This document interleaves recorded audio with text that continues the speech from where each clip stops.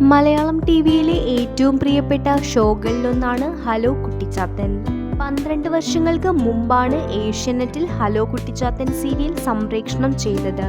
കുട്ടിച്ചാത്തനിലെ കുട്ടിത്താരങ്ങളെല്ലാം mini screen പ്രേക്ഷകർക്ക് പ്രിയപ്പെട്ടവരായി മാറി. Hello കുട്ടിച്ചാത്തനിലെ കുട്ടിത്താരങ്ങൾ അന്നും ഇന്നുമാണ് നോക്കാൻ പോകുന്നത്. ഷെയ്ൻ നിഗം. മലയാളത്തിലെ തിളങ്ങുന്ന താരങ്ങളിൽ ഒരാളായി മാറിയ ഷെയ്നിന്റെ അഭിനയത്തിലേക്കുള്ള അരങ്ങേറ്റം ഹലോ കുട്ടിച്ചാത്തനിലൂടെ ആയിരുന്നു.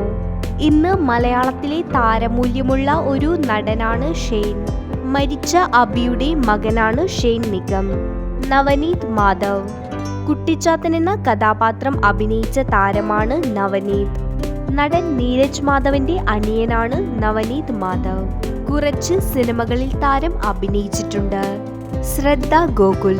ഹലോ കുട്ടിച്ചാത്തനിലെ വർഷയായി എത്തിയ ശ്രദ്ധ ഇടയ്ക്ക് അഭിനയത്തിൽ നിന്നും ഇടവേളയെടുത്ത് തന്റെ പഠനവുമായി തിരക്കിലായിരുന്നു. ഹലോ കുട്ടിച്ചാത്തനിൽ വർഷ എന്ന കഥാപാത്രമാണ് ശ്രദ്ധ ചെയ്തത്.